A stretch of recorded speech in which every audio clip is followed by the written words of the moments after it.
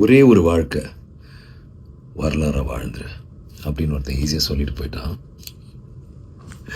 ஆனால் இந்த வாழ்க்கை இருக்கே அப்பா, ஏதாவது ஒரு பிரச்சனை, ஏதாவது ஒரு கர்வ் பால் தூக்கி வீசுது நம்மளை பார்த்து.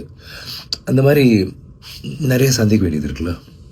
உதாரணத்துக்கு வீரதீர சூரன் படம் ரிலீஸ்க்கு முன்னாடி நிறைய பேர் அதை பார்த்து இது ஒரு மிகப்பெரிய பிளாக் பஸ்டர் ஆப்போதோ, ஐயோ என்ன இப்படி ஒரு படமாக இருக்குது, புதுசாக இருக்குது, ராவாக இருக்குது, மாசாக இருக்குது, இந்த வருஷத்தோட ஒரு மிகப்பெரிய படமாக அமையும் அப்படின்லாம் சொல்லி பயங்கரமாக சொல்லி எங்கள் எல்லாருமே ரொம்ப எக்ஸைட்டட் ஆக்கிட்டு போயிட்டாங்க.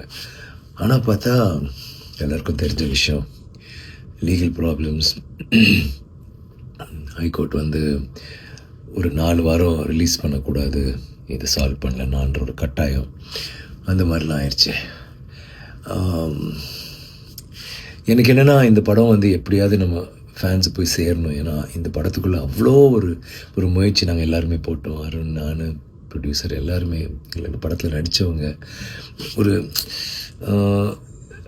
ரொம்ப நாள் பிறகு எனக்கு என் ஃபேன்ஸுக்காக ஒன்று பண்ணணும், ராவாக ரஸ்டிக்காக ஆனால் மாசாக இருக்கணும், ரொம்ப ரியலாக இருக்கணும், புதுசாக ஒன்று ட்ரை பண்ணிட்டு தான் இது பண்ணோம்.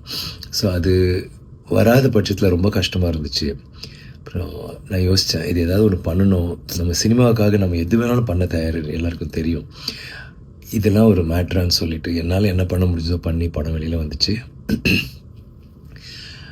ஒரு படம் அந்த முதல் ஷோ கேன்சல் இல்லை 2வது ஷோ, முதல் ஷோ கேன்சல்னாலே அது அவ்வளோதான், அதுக்கப்புறம் எந்திரிக்காது.